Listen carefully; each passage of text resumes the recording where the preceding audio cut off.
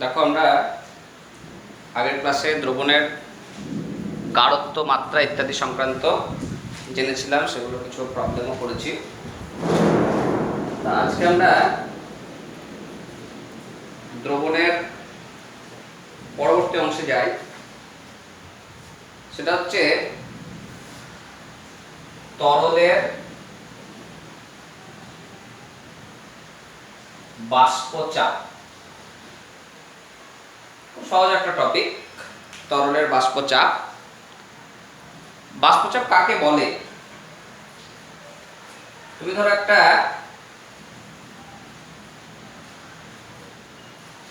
পাত্রে কিছুটা তরল নিয়েছো, ধরো না জল। এবার এর উপরে একটা তুমি পিস্টন বসিয়ে রেখেছো, আবদ্ধ পাত্র, তাহলে পিস্টন বসানো আছে।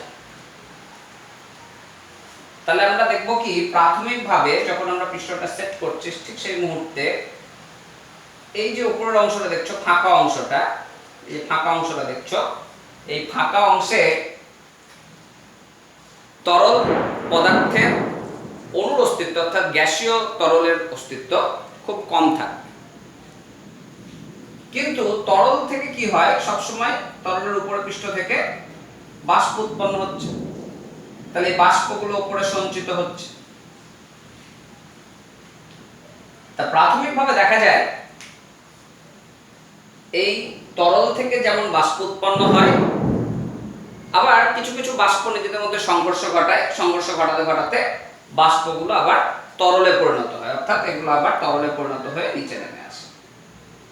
এই করতে করতে একটা সময় সাম্যাবস্থা গঠিত হয়। সাম্যাবস্থা সাম্যাবস্থা গঠিত হচ্ছে মানে কি, তরল পরিণত হচ্ছে বাষ্পতে, আর বাষ্প পরিণত হচ্ছে তরলে। তাহলে তরল বাষ্প হচ্ছে, বাষ্প তরলে পরিণত হচ্ছে। দিয়ে যখন দেখছি এই দুটোর হার সমান হয়ে গেল, অর্থাৎ যে হারে তরল বাষ্প পরিণত হচ্ছে সেই একই হারে বাষ্প তরলে পরিণত হচ্ছে, তখন এইখানে সঞ্চিত যে বাষ্প, সেই বাষ্পটা এই পাত্রের, বদ্ধ পাত্রের যে পৃষ্ঠটার উপরে যে বল প্রয়োগ করছে, যে চাপ দিচ্ছে, সেই চাপটাকে আমরা বলবো তরলের বাষ্পচাপ। তা সেই তরলের বাষ্পচাপটা পরিমাপ করব কি করে? পরিমাপ করার জন্য আমাদের কি করতে হবে, এমনি যদি আমরা রেখে দিই তাহলে পিস্টনটা কি আস্তে আস্তে আস্তে আস্তে ওপরের দিকে উঠে যাবে। কিন্তু তুমি কি করছো, এই পিস্টনটা ওপরে যাতে উঠতে না পারে তার জন্য বাইরে থেকে চাপ দিচ্ছ।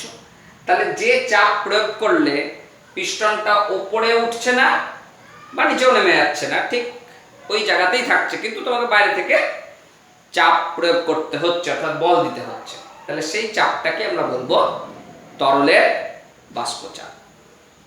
তাহলে তরলের বাষ্পচাপ বলতে বুঝছি সাম্যাবস্থায় নির্দিষ্ট উষ্ণতায়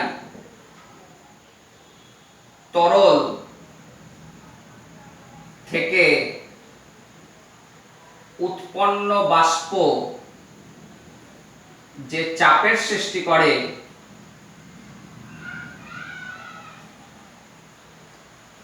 তাকে তরলের বাষ্পচাপ বলে। ডেফিনেশন সেরকম দরকার নাই, একটা ডেফিনেশন নিলাম, তোমরা বইয়ে আরো ডেফিনেশন পাবে বিষয়টা বোঝার জন্য। এবার দেখো, আমি এই যে তরলের বাষ্পচাপের কথা বলছি, বাষ্পচাপ কিন্তু দুটো গুরুত্বপূর্ণ বিষয়ের উপরে নির্ভর করে। এক নম্বর হচ্ছে তরলের প্রকৃতি। তরলটা কি জাতীয়? তুমি ধরো জল দিলে তার বাষ্পচাপ একরকম হবে। তুমি যদি উদ্বায়ী তরল হিসাবে ইথাইল অ্যালকোহল নাও, তার বাষ্পচাপ জলের থেকে বেশি হবে। আবার অনুদ্বায়ী তরল হিসাবে তুমি যদি গ্লিসারিন নাও, তাহলে তার বাষ্পচাপ জলের থেকে আবার কম হবে। তাহলে তরলের যে বাষ্পচাপ, সেটা তরলের প্রকৃতির উপর নির্ভর করে। আর দুই হচ্ছে তরলের উষ্ণতা, তুমি একটা নির্দিষ্ট তরল রাখলে, ধরে নাও জল নিয়েছো, এবার জলের উষ্ণতা তুমি বৃদ্ধি করলে, তাহলে বৃদ্ধি হলে কি হবে? বাষ্পায়ন বাড়বে, বাষ্পায়ন বাড়লে সাম্যাবস্থায় উপরের ফাঁকা অংশটা দেখছো সেখানে বাষ্পের পরিমাণও বেশি হবে। তাহলে দেখবো কি চাপের মানটাও বাড়বে।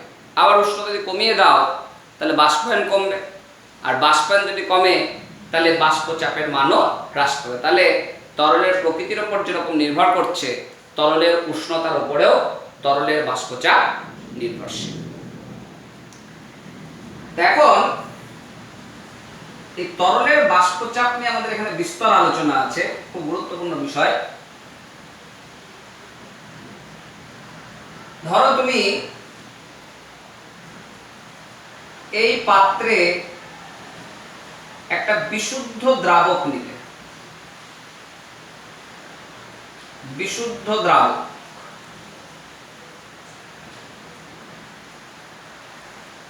ধরে নাও বিশুদ্ধ জল তুমি নিয়েছো।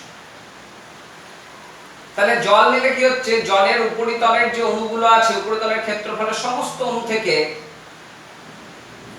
বাষ্প উৎপন্ন হবে। তাহলে এখানে একটা বাষ্প চাপ সৃষ্টি হচ্ছে, সেটা ধরে নাও যে এখানে P0 পরিমাণ বাষ্পচাপ সৃষ্টি হচ্ছে। এবার তুমি কি করলে, বিশুদ্ধ দ্রাবকের মধ্যে, ওই পরিমাণ দ্রাবকের মধ্যে ওই উষ্ণতায় কিছু অনুদ্বায়ী দ্রাব মিশিয়ে দিলে। অনুদ্বায়ী দ্রাব বলতে যেমন ধরো চিনি, লবণ, গ্লুকোজ, ইউরিয়া, এগুলোকে আমরা বলছি অনুদ্বায়ী দ্রাব। অর্থাৎ তুমি যদি চিনিকে রেখে দাও খোলা পাত্রে, তা দেখবে চিনি কিন্তু নিজে নিজে বাষ্পীভূত হয় না, তুমি 1 বছর পরেও দেখবে চিনির পরিমাণ একই আছে। লবণ বাষ্পীভূত হবে না, তাহলে এইগুলোকে আমরা বলছি কি,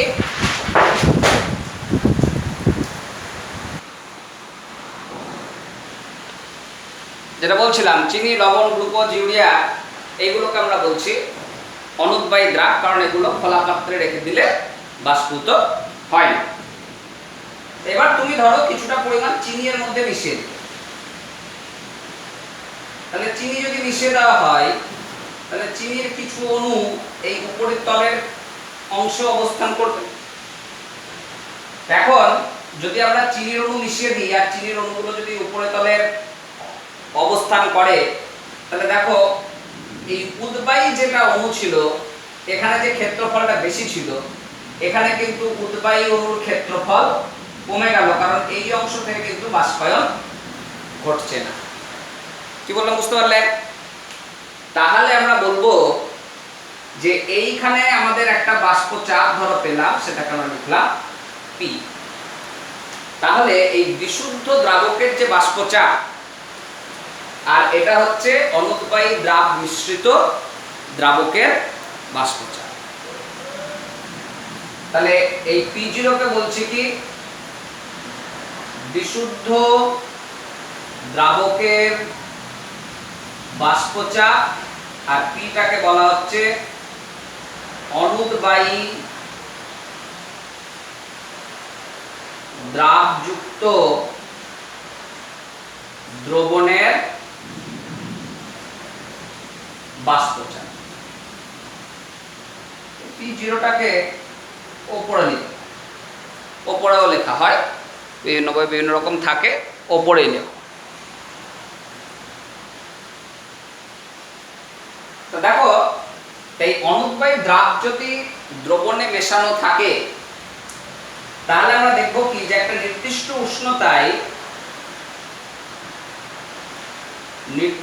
উষ্ণতায় এই P0 এর মান কিন্তু P এর থেকে বেশি। তাহলে বিশুদ্ধ দ্রাবকের বাষ্পচাপ নির্দিষ্ট উষ্ণতায় অনুদ্বায়ী দ্রাব মিশ্রিত দ্রবণের বাষ্পচাপ অপেক্ষা বেশি হয়। খুব গুরুত্বপূর্ণ, কারণ অনুদ্বায়ী দ্রাব বললে তরলের কিছুটা ক্ষেত্রফল কি হচ্ছে, অনুদ্বায়ী দ্রাবের অণুগুলোর অংশগ্রহণ করায় কম মাত্রায় বাষ্পায়ন ঘটছে এবং দেখা যাচ্ছে একই নির্দিষ্ট উষ্ণতায় বিশুদ্ধ দ্রাবকের বাষ্পচাপ দ্রবণের বাষ্পচাপের থেকে বেশি হচ্ছে। তাহলে কি বলছি, নির্দিষ্ট উষ্ণতায়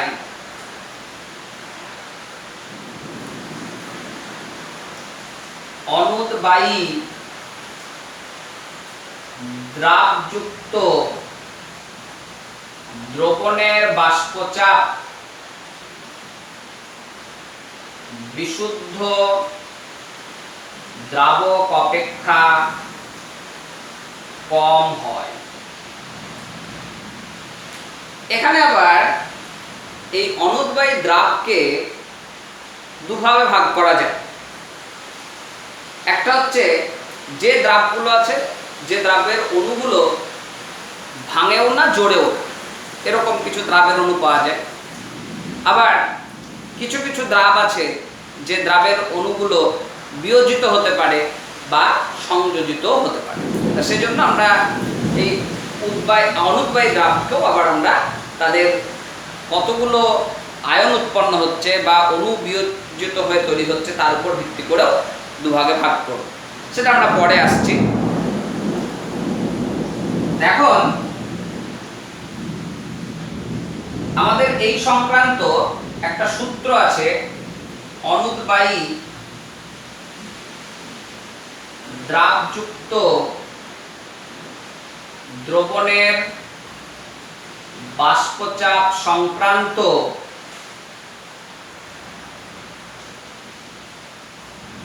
রাউল্টের সূত্র।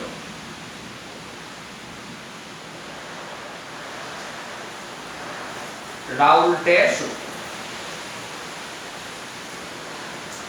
দেখো বিষয়টা কি, আমরা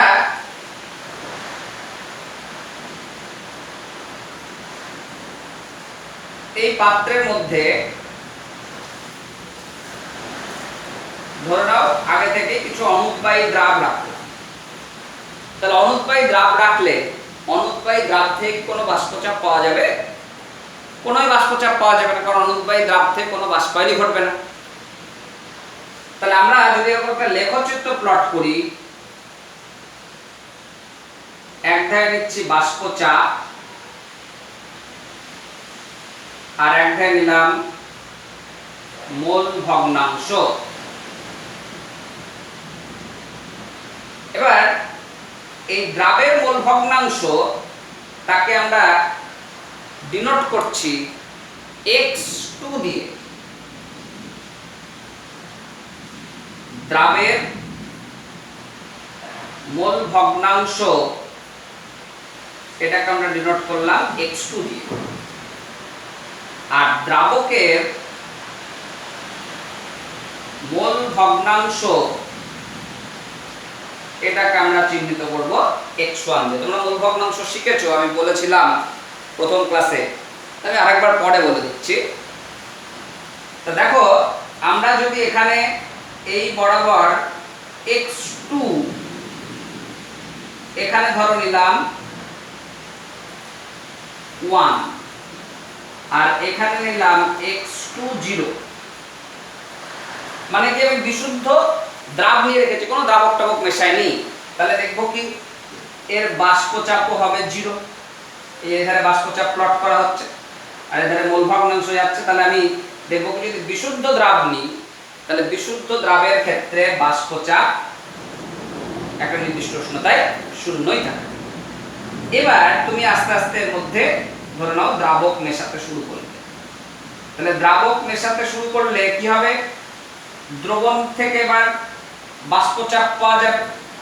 তাহলে আমরা দেখব কি যত দ্রাবকের পরিমাণ বাড়বে তত কিন্তু, অর্থাৎ x1 টা 0, প্রাথমিক অবস্থায় x1 ছিল না, মানে দ্রাবক ছিল না, তখন তার বাষ্পচাপ 0 ছিল। শুধু দ্রাবের ক্ষেত্রেও বাষ্পচাপ 0, আর যদি আমার একটু দ্রাবক না থাকে তাহলেও বাষ্পচাপ 0, বিষয়টা একই কথা বলা হচ্ছে। এবার আমি কি করছি, আস্তে আস্তে দ্রাবক যোগ করছি। তাহলে দ্রাবক যোগ করলে আমরা দেখব কি বাষ্পচাপ ক্রমশ বাড়বে। বাষ্পচাপ ক্রমশ বাড়বে। এবং যদি এরকম হয় যে আমার একেবারে পিওর সলভেন্ট x1 = 1, মানে কি সেখানে পিওর সলভেন্টের কথা বলা হচ্ছে, বিশুদ্ধ দ্রাবকের কথা বলা হচ্ছে, তাহলে বিশুদ্ধ দ্রাবকের ক্ষেত্রে আমরা দেখব কি বাষ্পচাপের মান হবে ম্যাক্সিমাম। তোমার বাষ্পচাপের ভ্যালু চলে আসছে ম্যাক্সিমাম কখন, যদি দ্রাবটা আবার শূন্য হয়ে যায়। তাহলে অনুৎপায়ী দ্রাব যদি একদম না থাকে তাহলে বাষ্পচাপের মান হবে সর্বোচ্চ, আর অনুৎপায়ী দ্রাব যদি সম্পূর্ণরূপে অবস্থান করে, দ্রাবক না থাকে, তাহলে বাষ্পচাপের মান হচ্ছে শূন্য। বা উল্টে বলতে পারি, দ্রাবক যদি না থাকে তাহলে তোমার বাষ্পচাপের মান হবে শূন্য, আর দ্রাবক যদি সম্পূর্ণ থাকে তাহলে বাষ্পচাপের মান হবে ম্যাক্সিমাম, সেটা হচ্ছে তোমার বায়ুমণ্ডলীয় চাপের সঙ্গে সমান হবে। তা বিষয়টা কি, এই মোল ভগ্নাংশ জিনিসটা কি আরেকবার বলে দিই। তা ধরো তুমি এই পাত্রের মধ্যে W1 গ্রাম নিলে দ্রাবক আর W2 গ্রাম তুমি নিলে দ্রাব, তাহলে দ্রাবকের আণবিক গুরুত্বকে ধরলাম M1 আর দ্রাবকের দ্রাবের আণবিক গুরুত্বকে ধরা হলো M2। তাহলে দ্রাবকের মোল সংখ্যা তাকে যদি আমরা N1 বলি তাহলে বলবো কি W1/M1, দ্রাবকের ভর বাই দ্রাবকের আণবিক গুরুত্ব। আর দ্রাবের মোল ভগ্নাংশ তাকে যদি আমরা N2 দিয়ে ডিনোট করি তাহলে সেটা সমান বলবো কি W2/M2, অর্থাৎ দ্রাবের ভর বাই দ্রাবের আণবিক গুরুত্ব। তাহলে এখন x1 মানে আমরা জানি N1/N1 প্লাস N2, আর x2 মানে হচ্ছে N2/N1 প্লাস N2। বুঝতে পারলাম? তাহলে দ্রাবের মোল ভগ্নাংশ তাকে আমরা x2 দিয়ে চিহ্নিত করছি, আর দ্রাবকের মোল ভগ্নাংশ সেটাকে আমরা x1 দিয়ে চিহ্নিত করি, যেটাই আমরা এখানটায় লিখেছি। তাহলে কি বললাম এই তথ্য থেকে, এখানে আমরা রাউল্টের ব্যাখ্যায় আসলাম, সূত্রতে পরে আসছে। তাহলে বোঝা যাচ্ছে কি এখানে বলা হচ্ছে যে বিশুদ্ধ দ্রাবক যদি না হয় তাহলে তার বাষ্পচাপের মান হচ্ছে সর্বোচ্চ, আর অনুৎবায়ী দ্রাব যদি মেশানো হয় তাহলে দ্রবণের বাষ্পচাপের মান ক্রমশ কমতে থাকে, এবং যদি দেখা যায় বিশুদ্ধ দ্রাব না হয়েছে, অনুৎবায়ী দ্রাব কোনো দ্রাবক নাই, তাহলে বাষ্পচাপের মান শূন্য হয়ে যাচ্ছে। বুঝতে পারলাম? এখন রাউল্ট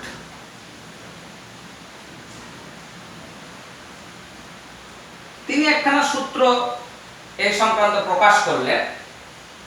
কিরকম?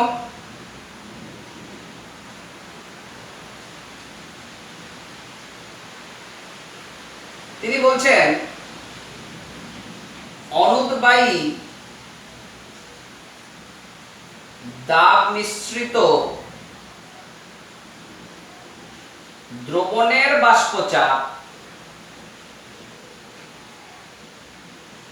দ্রবণে উপস্থিত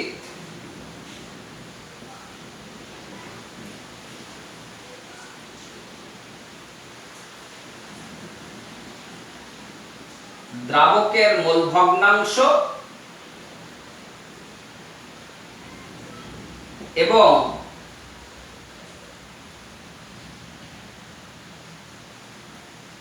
দ্রাবকের বিশুদ্ধ দ্রাবকের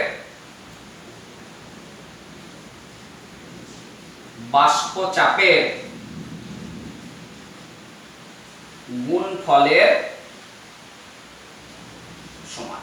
যে দ্রবণের যে বাষ্পচাপ হবে সেটা দ্রবণে উপস্থিত যে দ্রাবক তার মোল ভগ্নাংশ এবং বিশুদ্ধ দ্রাবকের বাষ্পচাপের গুণফলের সমান। অর্থাৎ কি বলতে চাইছি, যে আমি আগে নিলাম পিওর সলভেন্ট, তার একটা বাষ্প চাপের মান আমরা পেয়েছি P0 বিশুদ্ধ দ্রাবক, আর আমি ওই পরিমাণ বিশুদ্ধ দ্রাবকের মধ্যে অনুদ্বায়ী দ্রাব মিশিয়ে দিলাম, তখন বাষ্প চাপ পেলাম P।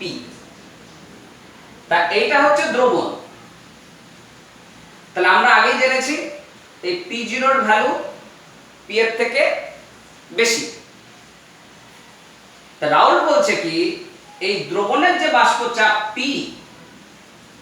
সেটা সমান হচ্ছে এই দ্রবণে উপস্থিত দ্রাবকের মোল ভগ্নাংশ x1 এবং ওই পরিমাণ দ্রাবকের বিশুদ্ধ অবস্থায় থাকলে যে বাষ্প চাপ হয় তার যে গুণফল তার সঙ্গে সমান হয়ে যাচ্ছে। তাহলে P = x1 * P0।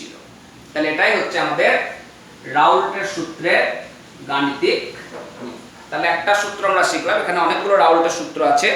তাহলে একটা সূত্রে বলা হচ্ছে কি অনুদ্বায়ী দ্রাব মিশ্রিত দ্রবণে বাষ্প চাপ, দ্রবণে উপস্থিত দ্রাবকের মোল ভগ্নাংশ এবং বিশুদ্ধ দ্রাবকের বাষ্প চাপের গুণফলের সঙ্গে সমান হচ্ছে। এই জায়গাগুলো একটু তোমাদের লক্ষ্য রাখতে হবে। এবার দেখো এই দ্রাব, অনুদ্বায়ী দ্রাব, এগুলোকেও আমরা কি বলছি দুই ধরনের আমরা বলতে পারি। একটা হচ্ছে অবিয়োজিত বা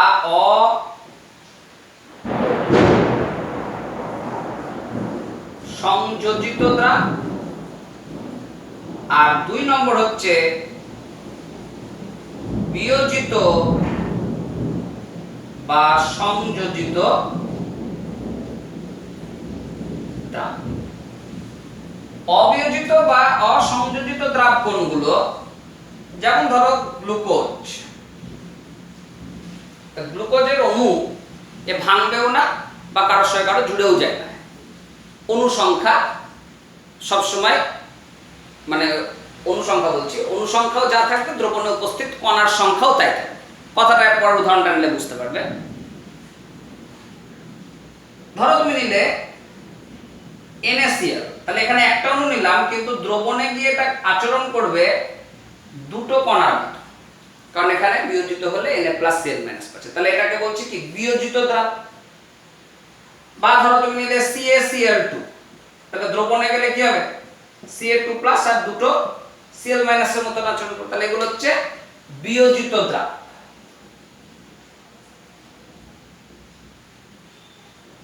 বিয়োজিত দ্রাব, তাহলে এগুলো অনুদ্বায়ী কিন্তু বিয়োজিত হচ্ছে। আবার ধরো তুমি নিলে অ্যাসিটিক অ্যাসিড,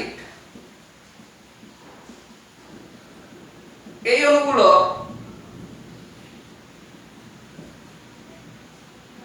এরকম হাইড্রোজেন বন্ডিং করতে পারে। বা তুমি ধরো নিলে বেনজোইক অ্যাসিড,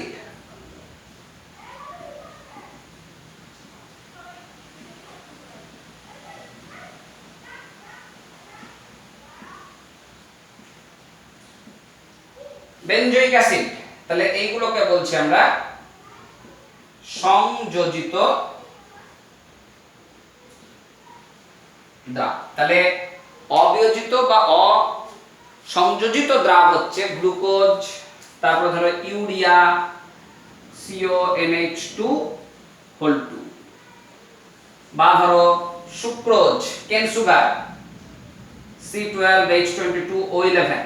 মানে এগুলো যদি জলে দাও অণুগুলো কিন্তু নতুন করে ভাঙেও না বা জড়েও না, তার জন্য এগুলোকে অবিয়োজিত বা অসংযোজিত দ্রাব বলা হচ্ছে। আর NaCl CaCl2 এগুলো হচ্ছে বিয়োজিত দ্রাব, আর এই দ্রাবগুলো হচ্ছে সংযোজিত দ্রাব। কেন বলছি? কারণ এখানে আমাদের এই দ্রাবগুলোর উপর ভিত্তি করে আমাদের গুরুত্বপূর্ণ বিষয় আছে, সেটা হচ্ছে কলিগেটিভ প্রপার্টি বা সংখ্যাগত ধর্ম। তো শোনো, তোমাদের এখানে আমি বইয়ে কিছুটা বাদ দিয়ে যাচ্ছি, 2-3 পৃষ্ঠা, 2 পৃষ্ঠার মতো, যেখানে উদ্বায়ী দ্রাবের আলোচনা আছে, আদর্শ অনাদর্শ দ্রবণ সংক্রান্ত আলোচনা আছে। এগুলো এই মুহূর্তে আলোচনা করছি না, আমরা করব একদম শেষ ক্লাসে করব, কারণ এই কলিগেটিভ প্রপার্টি যেটা নিয়ে আমাদের মূলত চ্যাপ্টারটা, সেই কলিগেটিভ প্রপার্টিজটা সাধারণত ওই উদ্বায়ী দ্রাবের উপরে নির্ভরশীল নয়, সবই অনুদ্বায়ী দ্রাব নিয়ে আলোচনা করা হয়েছে। তার জন্য আমরা সরাসরি এখন কলিগেটিভ প্রপার্টিজে ঢুকে যাচ্ছি। তোমার উদ্বায়ী দ্রাব সংক্রান্ত আলোচনাগুলো আমরা পরে একটা সময় করব, সেখান থেকে আদর্শ অনাদর্শ দ্রবণ কি সেই সংক্রান্ত আলোচনা পরে করব। তা যাই হোক, আমরা এখানে একটা রাউল্টের সূত্র দেখলাম। রাউল্টের সূত্র অনেকগুলো আছে, মাথায় রেখো, 5-6টা রাউল্টের সূত্র আছে, ভ্যান টপের সূত্র আছে 3খানা।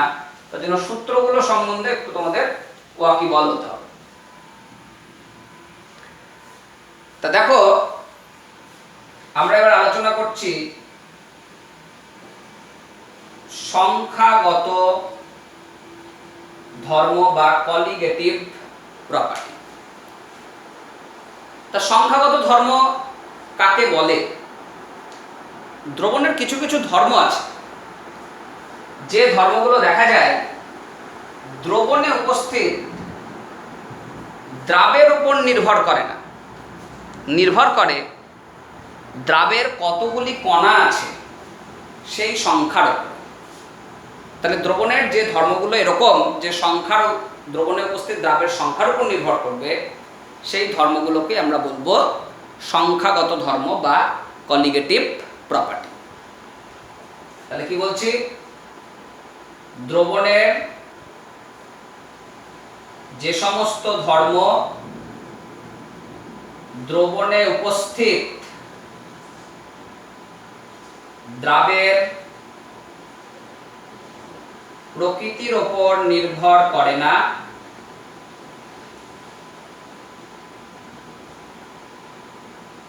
দ্রাবের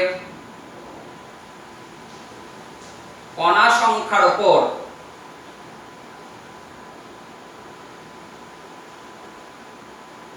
নির্ভর করে,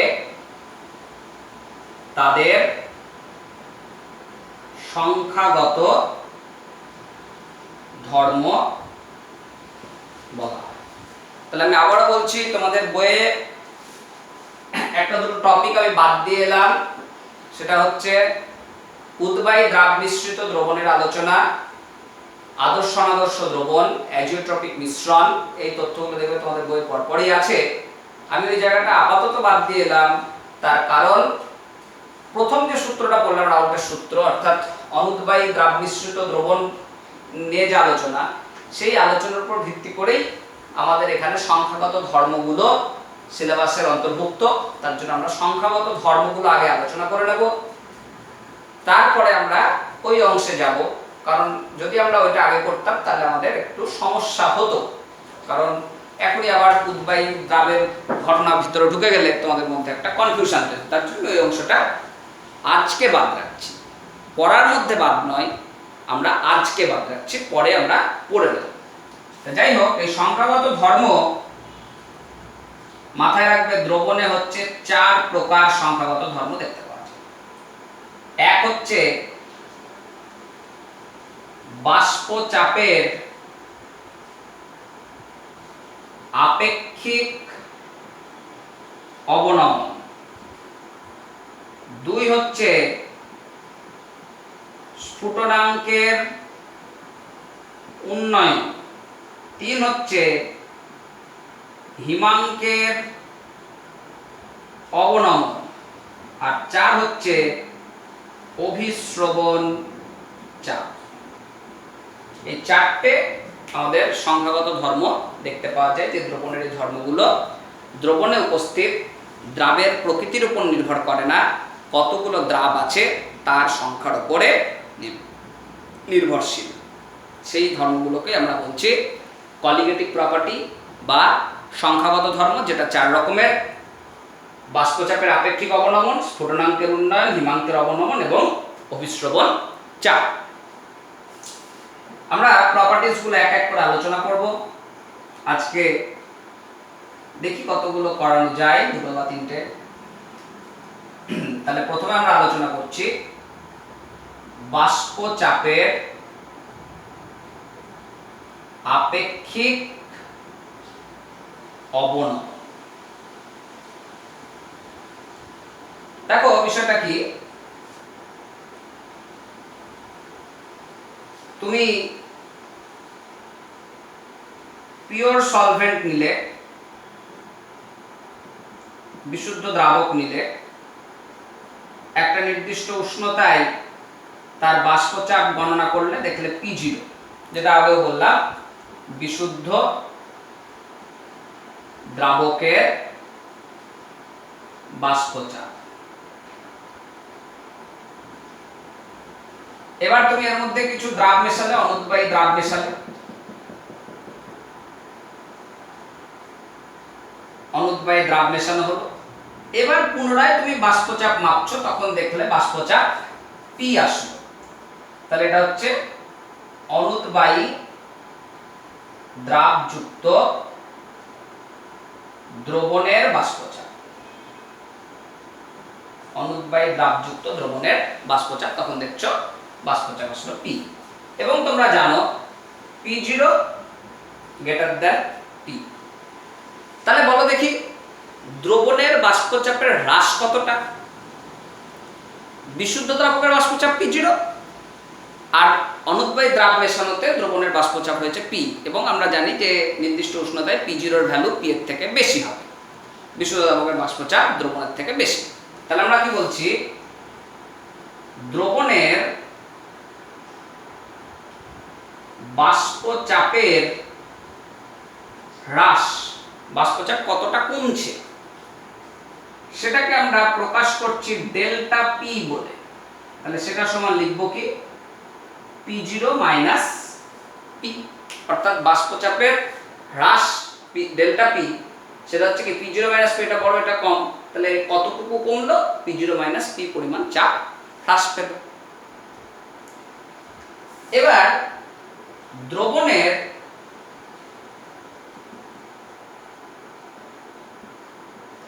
বাষ্পচাপের আপেক্ষিক অবনমন। বাষ্পচাপের আপেক্ষিক অবনমন মানে দ্রবণের এই যে বাষ্পচাপ যেটা কমলো, সেটা বিশুদ্ধ দ্রাবকের তুলনায় কতটা কমলো, সেটাকে বলা হচ্ছে বাষ্পচাপের আপেক্ষিক অবনমন। এটাকে আমরা প্রকাশ করি বাষ্প চাপের হ্রাস বাই বিশুদ্ধ দ্রাবকের বাষ্পচাপ, বা বলতে পারি কি ডেল P বাই P0, বা P0 minus P by P0, বা 1 মাইনাস P বাই P0। দেখো এইভাবে আমরা বাষ্পচাপের আপেক্ষিক অবনমনকে প্রকাশ করছি। তাহলে del P by P0, del P মানে P0 মাইনাস P, আর এটাকে আমরা বাই পার্টস করে দিলাম, তাহলে 1 মাইনাস P বাই P0। তাহলে এটাকে বলছি বাষ্পচাপের আপেক্ষিক অবনমন। তো যাই হোক, এই বাষ্পচাপের আপেক্ষিক অবনমন সংক্রান্ত রাউল্টের একটা সূত্র আছে। রাউল্টের সূত্রে বলা হচ্ছে কি, নির্দিষ্ট উষ্ণতায় তড়িৎ অবিশ্লেষ্য বা অসংযোজিত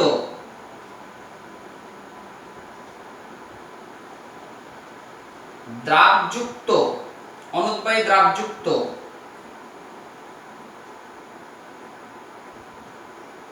দ্রবণের বাষ্পচাপের আপেক্ষিক অবনমন দ্রবণে উপস্থিত দ্রাবের মোল ভগ্নাংশের সমান। কি বললাম বুঝতে পারলে? নির্দিষ্ট উষ্ণতায় তড়িৎ অবিশ্লেষ্য অসংযোজিত অনুদ্বায়িতা, মানে NaCl বা অ্যাসিটিক অ্যাসিড ওই জাতীয় দ্রাব থাকলে হবে, গ্লুকোজ, চিনি ইত্যাদির ক্ষেত্রে বলা হচ্ছে। এরকম দ্রাব থাকলে তার যে বাষ্পচাপের আপেক্ষিক অবনমন ঘটছে অর্থাৎ ΔP/P0, এটা দ্রবণে উপস্থিত দ্রাবের মোল ভগ্নাংশের সঙ্গে সমান। তাহলে আমরা লিখতে পারি কি, তাহলে গাণিতিক রূপটা এরকম দাঁড়াচ্ছে ΔP/P0 সমান x2, ΔP/P0 সমান x2। তাহলে আমরা সে আগের কথাই বলবো, তা ধরে নিচ্ছি যে W1 গ্রাম দ্রাবকে W2 গ্রাম দ্রাব মেশানো হয়েছে, আর দ্রাবের আণবিক গুরুত্ব দ্রাবকের আণবিক গুরুত্ব M1 আর দ্রাবের আণবিক গুরুত্ব ধরা হচ্ছে M2, মানে 1 বালা যেগুলো এক থাকবে যেগুলোই, সেগুলোকে আমরা দ্রাবকের ক্ষেত্রে ভাববো, আর 2 দিয়ে যেগুলো থাকবে সেগুলো হচ্ছে দ্রাবের ক্ষেত্রে। তাহলে আমরা বলবো কি, ধরি W1 গ্রাম দ্রাবকে W2 গ্রাম দ্রাব দ্রবীভূত আছে,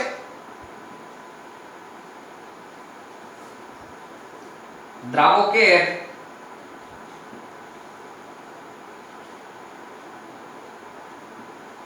আণবিক গুরুত্ব M1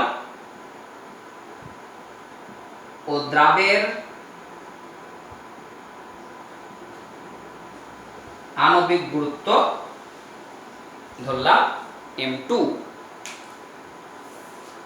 তাহলে আমরা বলতে পারি কি, N1 সমান হচ্ছে W1/M1 আর N2 সমান হচ্ছে W2/M2। তাহলে এই রাউল্টের সূত্র অনুসারে বলা যায় ΔP/P0 সমান N2/N1 প্লাস N2। ΔP/P0 সমান N2/N1 প্লাস N2। বুঝতে পারলে? আর একটা কথা মাথায় রাখবে যে এই যে কলিগেটিভ প্রপার্টিজ, যে সংখ্যাগত ধর্ম, যে এই সংখ্যাগত ধর্মগুলো লঘু দ্রবণের ক্ষেত্রে প্রযোজ্য। কারণ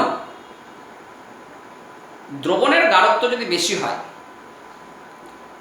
তাহলে দেখা যায় দ্রাবের অণুগুলো পরস্পরের কাছে চলে আসে, আর পরস্পরের কাছে আসলেই দ্রাবের অণুগুলোর মধ্যে আকর্ষণ বল কাজ করে, আর এই আকর্ষণ বল কাজ করার ফলে এই ধর্মগুলো কিন্তু বিঘ্নিত হয়। তার জন্য মাথায় রাখবে যে কলিগেটিভ প্রপার্টি, যতগুলো কলিগেটিভ প্রপার্টি আছে সবই কিন্তু লঘু দ্রবণের ক্ষেত্রে প্রযোজ্য। তাহলে কি বলছি কথাটা, দ্রবণের সংখ্যাগত ধর্মগুলি লঘু দ্রবণের ক্ষেত্রে প্রযোজ্য, কারণ দ্রবণের গাঢ়ত্ব বাড়লে দ্রাবের কণাগুলি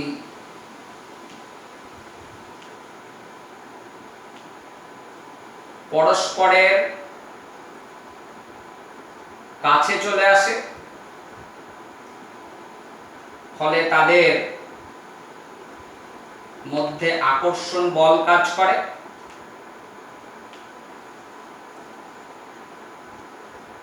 ও সংখ্যাগত ধর্ম বিঘ্নিত হয়। তাহলে যত কলিগেটিভ প্রপার্টি আছে তার জন্য এই কথাটা মাথায় রাখবে যে দ্রবণটা হবে কিন্তু খুবই লঘু দ্রবণ, ভেরি ডাইলিউট সলিউশন। বুঝতে পারলাম? আর মাথায় রাখবে যেহেতু এটা সংখ্যাগত ধর্ম, কলিগেটিভ প্রপার্টি, তার জন্য তড়িৎ বিশ্লেষ্য বা সংযোজিত দ্রাবের এখানে প্রযোজ্য হবে না। এখন ওগুলোকে নিয়ে আসার জন্য আমাদের কারেকশন আছে ইকুয়েশনের, সেটা আমরা পরবর্তীতে আলোচনা করব। 4টে ধর্ম পড়ার পরে সেই কারেকশানে আসবো, যে যদি বিয়োজিত দ্রাব হয় কি সংযোজিত দ্রাব হয় তাহলে কিভাবে আমরা হিসাব করব, সেটা আমরা কারেকশন হিসাবে পরে আসবো। প্রথমত আলোচনা করছি যে সবই কিন্তু অসংযোজিত বা অতড়িৎ বিশ্লেষ্য দ্রাবের ক্ষেত্রে। কেন বুঝতে পারছো? কারণ এটা কণার উপর নির্ভর করছে। তা তুমি যদি NaCl নাও তাহলে তুমি দিলে একটা কণা কিন্তু আচরণ করবে দুটো কণার মতো। তুমি ধরো অ্যাসিটিক অ্যাসিড দিলে তুমি একটা কণা, কিন্তু এখানে কি হবে, দুটো অ্যাসিটিক অ্যাসিড জুড়ে যাবে, দুটো অ্যাসিটিক অ্যাসিড জুড়ে যাবে, মানে দুটো মিলে আচরণ করবে একটা মতো। তার জন্য যেখানে সংযোজিত হয় বা যেখানে বিয়োজিত হয় সেক্ষেত্রে কিন্তু সরাসরি রাউল্টের সূত্র প্রযোজ্য হয় না, তার কারেকশন আছে। কারেকশন আমরা 4টে কলিগেটিভ প্রপার্টি হয়ে গেলে তারপরে আলোচনা করব।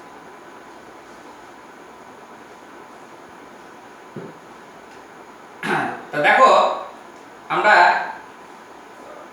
এই যে দ্রবণের বাষ্প চাপের আপেক্ষিক অবনমন থেকে দ্রাবের আণবিক গুরুত্ব নির্ণয় করতে পারি। কিভাবে নির্ণয় করা যায়? দেখো আমরা এখানে লিখে রেখেছি del P by P0 সমান N2 by N1 plus N2।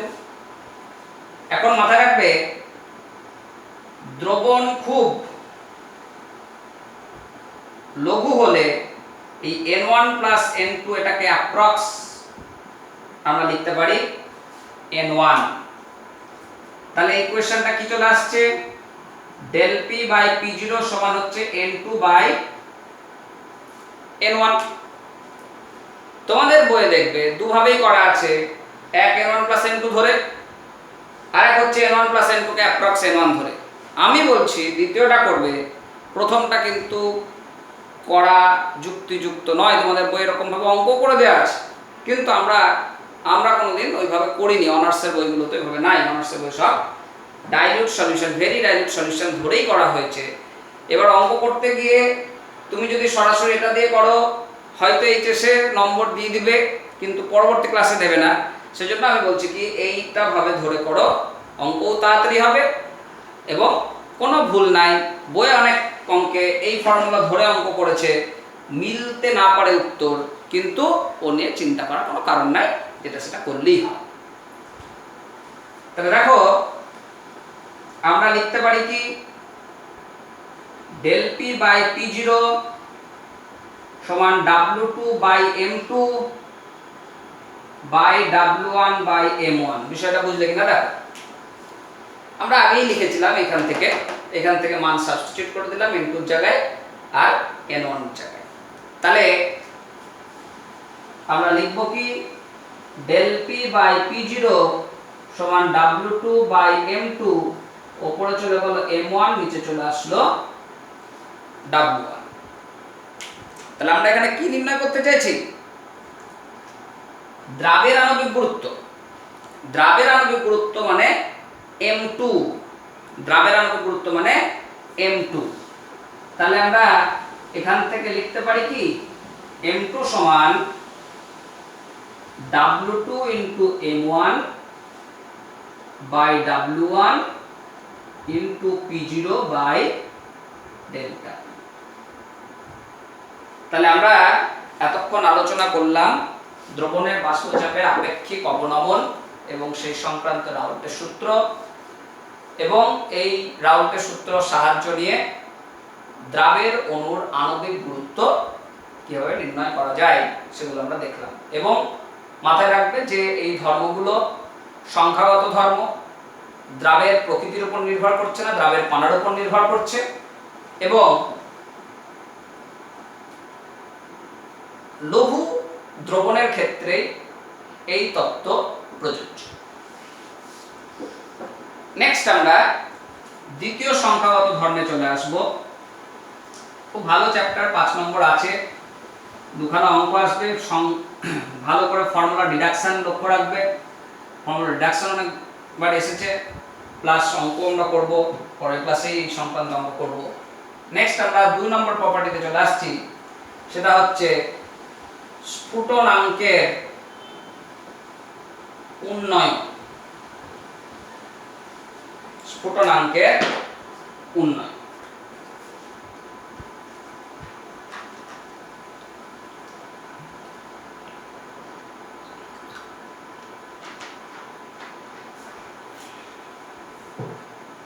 তা দেখো, স্ফুটনাঙ্ক কাকে বলে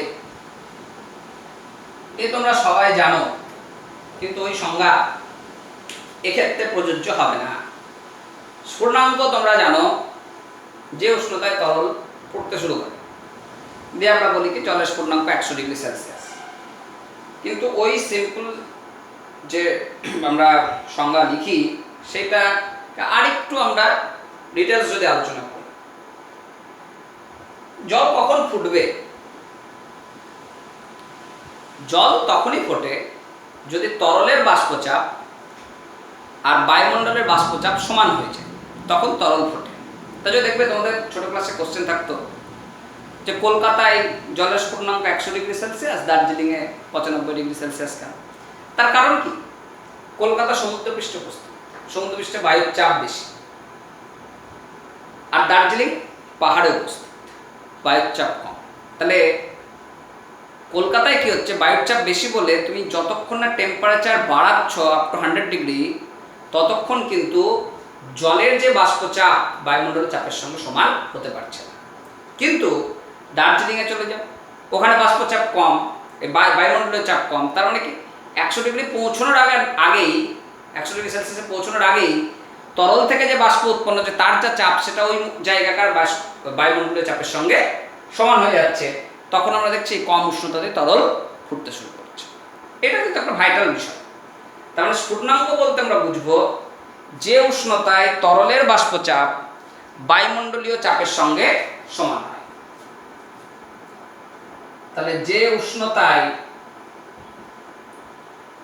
তরলের বাষ্পচাপ বায়ুমণ্ডলীয় চাপের সঙ্গে সমান হয় তাকেই ওই তরলের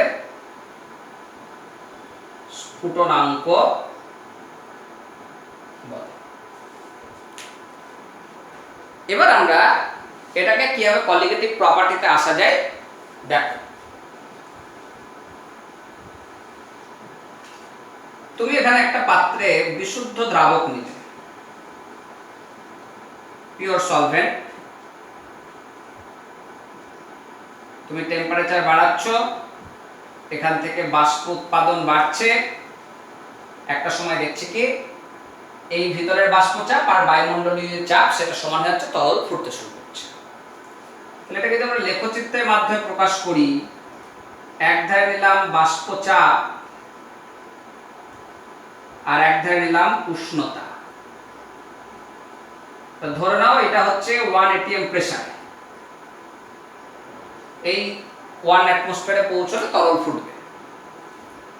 তা আমি দেখছি কি টেম্পারেচার বাড়াচ্ছি, বাষ্প উৎপন্ন হচ্ছে, তাহলে প্রাথমিকভাবে উষ্ণতা কম ছিল, তাহলে উষ্ণতা কম মানে বাষ্পচাপও কম।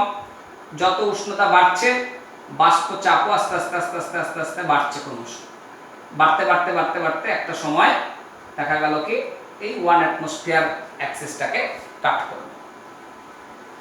তাহলে যে মুহূর্তে এই 1 অ্যাটমসফিয়ার অ্যাক্সিসটাকে কাট করলো, যে টেম্পারেচারে কাট করলো, সেই টেম্পারেচারটাকে আমরা বলছি কি ওই তরলটা বিশুদ্ধ দ্রাবকটা, এখানে বিশুদ্ধ দ্রাবক নেওয়া হয়েছে, তার স্ফুটনাঙ্ক। তা ধরে নাও এখানে একটা পয়েন্ট ও ধরলাম আর এই পয়েন্টটাকে ধরলাম এম। এবার লক্ষ্য করো এই তরলের মধ্যে আমি কি করলাম, অনুদ্বায়ী দ্রাব মিশিয়ে দিলাম। তো তোমরা জানো যে অনুদ্বায়ী দ্রাবের বাষ্পচাপ ওই নির্দিষ্ট উষ্ণতায় বিশুদ্ধ দ্রাবক অপেক্ষা কম হবে। অনুদ্বায়ী দ্রাবযুক্ত দ্রবণের যে বাষ্পচাপ সেটা বিশুদ্ধ দ্রাবক অপেক্ষা কম হবে। তাহলে এখানে কম যদি বাষ্পচাপ হয় তাহলে ওই একই উষ্ণতায়, ওইটা নিম্ন উষ্ণতায় যেখানে বিশুদ্ধ দ্রাবকের বাষ্পচাপ বেশি ছিল, দ্রবণের বাষ্পচাপ, অনুদ্বায়ী দ্রাব মিশ্রিত দ্রবণের বাষ্পচাপ তাহলে নিম্ন উষ্ণতাতেও কম থাকে। এবার তুমি উষ্ণতা বাড়াচ্ছ, তাহলে দ্রবণেরও বাষ্পচাপ বাড়ছে। বাড়তে বাড়তে বাড়তে বাড়তে দেখো এই যে টিবি টেম্পারেচার, যেখানে বিশুদ্ধ দ্রবণ, এই বিশুদ্ধ দ্রাবক 1 এটিএম চাপকে অর্জন করেছিল, দ্রবণ কিন্তু 1 এটিএম চাপে পৌঁছতে পারলো না, তার কিন্তু চাপ কম আছে। তাহলে কি করতে হবে, উষ্ণতা আরেকটু বাড়িয়ে দাও। তাহলে দেখো ওই দ্রবণের বাষ্পচাপ 1 এটিএম চাপের সঙ্গে সমান হয়ে গেল। তাহলে যে উষ্ণতাই হলো এটাকে আমরা বললাম টিবি ড্যাশ। তাহলে এটা হচ্ছে বিশুদ্ধ দ্রাবকের কার আর এটা হচ্ছে দ্রবণের কার। তাহলে এই বিন্দুটার নাম দিলাম এন। তাহলে বিশুদ্ধ দ্রাবক টিবি টেম্পারেচারে ফুটছিল আর দ্রাব মিশ্রিত দ্রবণের স্ফুটনাঙ্ক হচ্ছে টিবি ড্যাশ। তাহলে স্ফুটনাঙ্কের এইটুকু কি হলো, বৃদ্ধি ঘটলো, স্ফুটনাঙ্কের বৃদ্ধি ঘটলো mn। তাহলে এবার আমরা ছবিটা মুছে দিলাম। তাহলে বলছি কি, ধরি বিশুদ্ধ দ্রাবকের স্ফুটনাঙ্ক OM সমান হচ্ছে টিবি, আর অনুদ্বায়ী দ্রাব মিশ্রিত দ্রবণের স্ফুটনাঙ্ক ON সমান বলছি টিবি ড্যাশ। তাহলে দ্রবণের স্ফুটনাঙ্কের উন্নয়ন, উন্নয়ন মানে কতটা স্ফুটনাঙ্ক বাড়লো, সেটা আমরা বলবো কি, mn পরিমাণ স্ফুটনাঙ্ক বেড়েছে। তাহলে mn টা সমান আমি কি লিখবো, on মাইনাস om। mn এই যে স্ফুটনাঙ্কটা বাড়লো সেটা তার মানে কি দাঁড়াচ্ছে, on মাইনাস om। এই বৃদ্ধিটুকু এইটা মাইনাস এইটা, তাহলে বৃদ্ধিটা বোঝাচ্ছে। তাহলে এই স্ফুটনাঙ্কের উন্নয়নকে যদি আমরা ডেল্টা টিবি দিয়ে প্রকাশ করি তাহলে এটা লিখবো কি টিবি ড্যাশ মাইনাস টিবি। তাহলে এইটাকে আমরা বলছি দ্রবণের স্ফুটনাঙ্কের উন্নয়ন। এবার এই দ্রবণের স্ফুটনাঙ্কের উন্নয়ন সংক্রান্ত আমাদের রাউল্টের আবার দুইখানি সূত্র আছে। এতক্ষণ একখানা পড়ছিলাম, এই প্রপার্টিজের ক্ষেত্রে স্ফুটনাঙ্কের উন্নয়ন সংক্রান্ত দুখানা সূত্র আছে। দেখো সূত্রগুলো কি কি, তাহলে এত বোঝা গেছে। আর একবার বলি, বিশুদ্ধ দ্রাবকের স্ফুটনাঙ্ক নির্দিষ্ট উষ্ণতায় দ্রবণ অপেক্ষা বেশি থাকছে। তাহলে উষ্ণতা টিবিতে পৌঁছলেই বিশুদ্ধ দ্রাবক এই বায়ুমণ্ডলীয় চাপের সঙ্গে সমান হচ্ছে, ফুটতে শুরু করছে। কিন্তু দ্রবণ এই টিবিতে পৌঁছলে 1 অ্যাটমসফিয়ারের সঙ্গে পৌঁছতে পারছে না, আরেকটু উষ্ণতা বাড়ালে তখন গিয়ে ওটা 1 অ্যাটমসফিয়ারের সঙ্গে সমান হচ্ছে এবং সেই উষ্ণতাটা হচ্ছে টিবি ড্যাশ। এবং দেখা যাচ্ছে টিবি ড্যাশের ভ্যালু টিবির থেকে বেশি, অর্থাৎ তোমার এই অংশটায় mnটাকে বলা হচ্ছে স্ফুটনাঙ্কের উন্নয়ন, যেটা আমরা বলছি on মাইনাস om, অর্থাৎ ডেল্টা টিবি সমান টিবি ড্যাশ মাইনাস টিবি।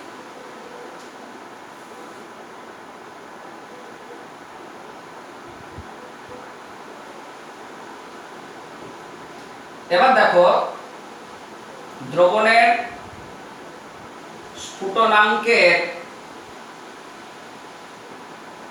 উন্নয়ন সংক্রান্ত রাউল্টের সূত্র। প্রথম সূত্র খুব গুরুত্বপূর্ণ। কন্ডিশন একই, অনুদ্বায়ী হতে হবে, তড়িৎ অবিশ্লেষ্য হতে হবে এবং অসংযোজিত দ্রাব হতে হবে। তাহলে কি বলছি, অনুদ্বায়ী তড়িৎ অবিশ্লেষ্য ও অসংযোজিত দ্রাবযুক্ত দ্রবণের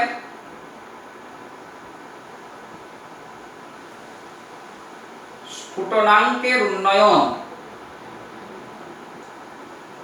দ্রবণের মোলাল গাঢ়ত্বের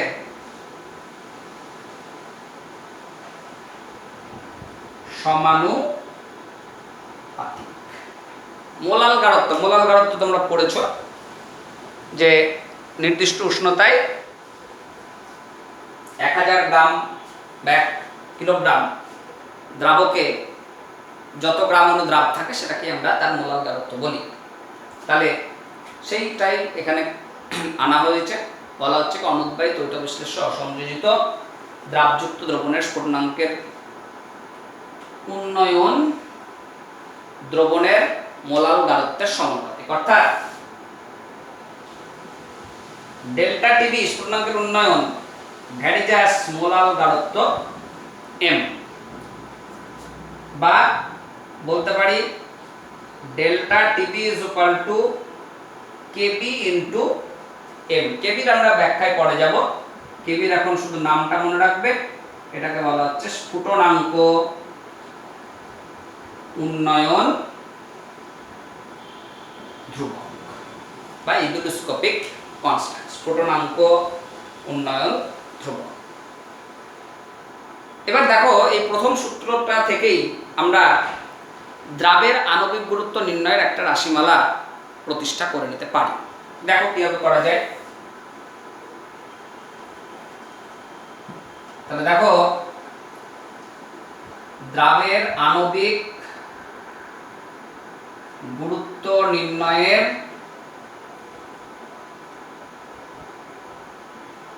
রাশি কিভাবে আসবো, ধরি W1 গ্রাম দ্রাবকে W2 গ্রাম দ্রাব দ্রবীভূত আছে।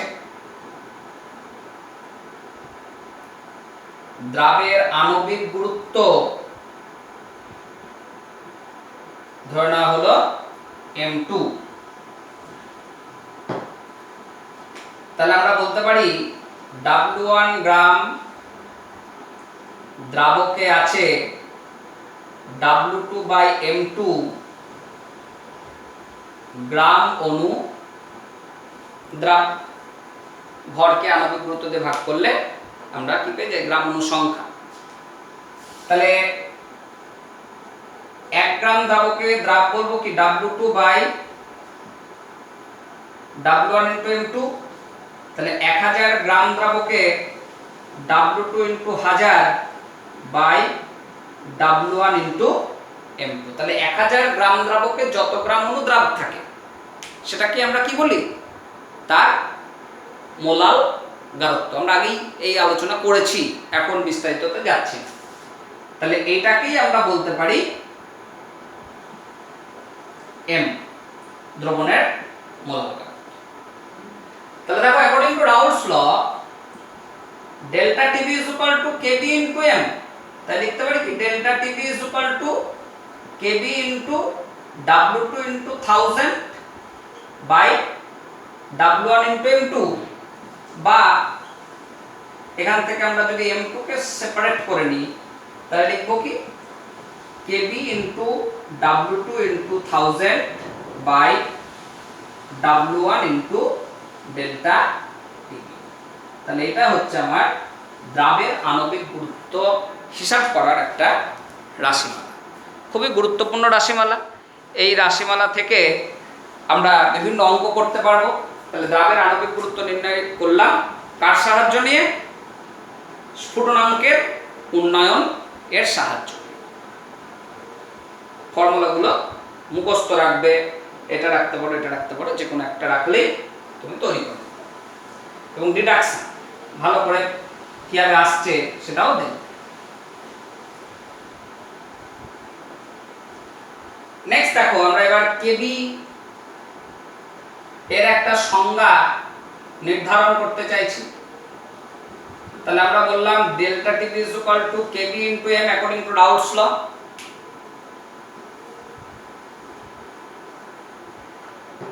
তাহলে যদি m ইজ ইকুয়াল টু 1 হয় তাহলে আমরা বলবো কি delta TB is equal to কেবি।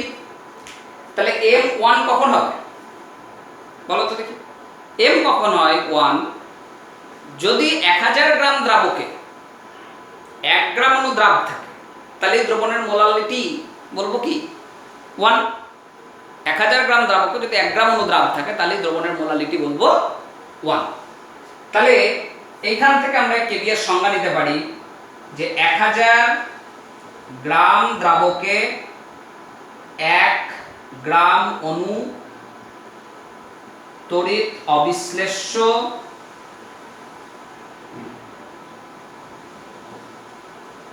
অসংযোজিত অনুদ্বায়ী দ্রাব দ্রবীভূত থাকলে দ্রবণের যে স্ফুটনাঙ্কের উন্নয়ন ঘটে তাকেই দ্রবণের স্ফুটনাঙ্ক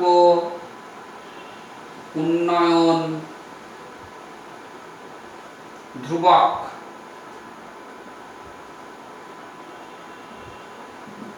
বলা। m is equal to 1 এটা কিন্তু লক্ষ্য রাখো যে 1000 গ্রাম দ্রাবকে 1 গ্রাম অণু তড়িৎ অবিশ্লেষ্য অনুদ্বায়ী অসংযোজিত দ্রাব দ্রবীভূত করলে দ্রবণের যে স্ফুটনাঙ্কের উন্নয়ন ঘটবে সেটাকেই আমরা বলছি দ্রবণের স্ফুটনাঙ্ক উন্নয়ন ধ্রুবক। এবার আমরা এখান থেকে m এর একটা একক হিসাব করে নিই।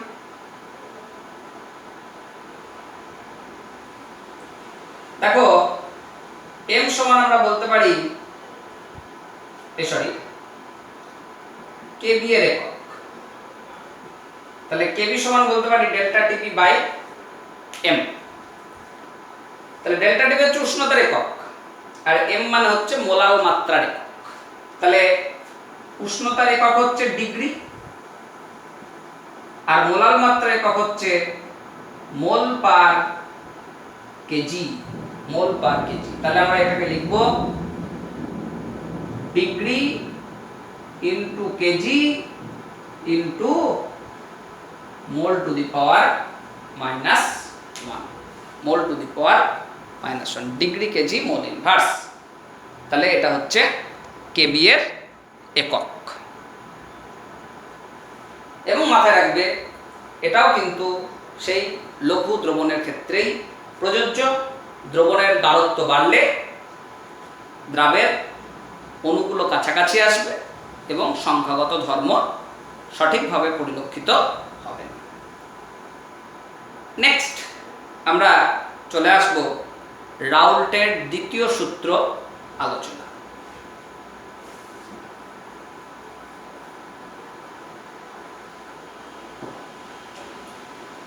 রাউল্টের দ্বিতীয় সূত্র। দ্বিতীয় সূত্রে বলা হচ্ছে যে একটা নির্দিষ্ট পরিমাণ দ্রাবক তুমি নাও, তাতে একই গ্রাম অণু সংখ্যক ভিন্ন ভিন্ন তড়িৎ অবিশ্লেষ্য অনুদ্বায়ী অসংযোজিত দ্রাবকে যদি যোগ করা হয় প্রত্যেক ক্ষেত্রেই দেখা যাবে স্ফুটনাঙ্কের উন্নয়ন একই হচ্ছে। কি বলছি? নির্দিষ্ট পরিমাণ দ্রাবকে